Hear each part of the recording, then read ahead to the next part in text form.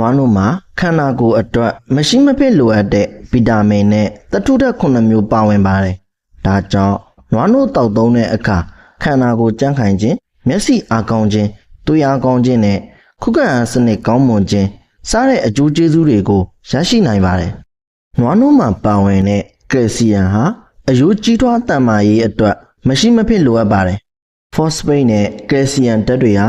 အရိုးတွေသိပ်သီးစားကိုကောင်းမွန်စေပြီးတော့ကြမ်းခိုင်တန်ဆွမ်းစေပါတယ်။အထူးသဖြင့်အသက်ကြီးတဲ့အမျိုးသမီးတွေမှာဖြစ်လေရှိတဲ့အရိုးပွားယောဂါကိုကာကွယ်ပြီးသားဖြစ်ပါတယ်။ဒါတွေအပြင်ကယ်ဆီယမ်ဓာတ်ဟာခေါင်းတစ်ချမ်းကိုက်တာကိုလည်းသက်သာစေပါတယ်။ဒါကြောင့်ဖော့စဖိတ်နဲ့ကယ်ဆီယမ်ဓာတ်တွေပါဝင်တဲ့နွားနို့ကိုပုံမှန်တောက်သုံးပေးသင့်ပါတယ်။လေးလာမှုတွေအရနွားနို့ကိုမှန်တောက်ပေးတဲ့အတွက်ကြောင့်နှလုံးယောဂဖြစ်ပွားနှုန်းကိုလျှော့ချပေးနိုင်တယ်လို့သိရပါတယ်။နွားနို့မှာပါဝင်တဲ့ပိုတက်ဆီယမ်ဓာတ်ဟာသွေးဖိအားပုံမှန်ဖြစ်အောင်ထိန်းညှိပေးပါတယ်။နွားနို့ဟာအသားရည်လှပဖို့အတွက်များစွာအထောက်အကူပြုပါတယ်။နွားနို့မှာပါဝင်တဲ့လက်တစ်အက်ဆစ်က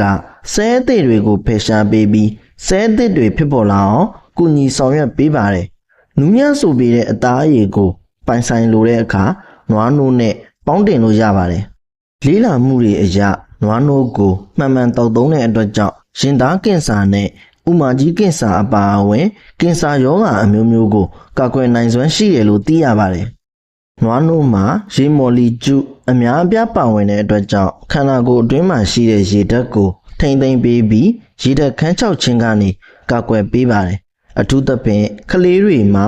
ရေဓာတ်ကိုပုံမလိုအပ်တဲ့အတွက်ကြောင့်နွားနို့ကိုပုံမှန်တောက်သုံးပေးသင့်ပါတယ်။ကျွန်တော်ရဲ့ဗီဒီယိုကိုဒီလောက်နဲ့ပဲအဆုံးသတ်လိုက်ပါတယ်။ဘေးရန်ရဲ့အပေါင်းကကင်းဝေးပြီးတော့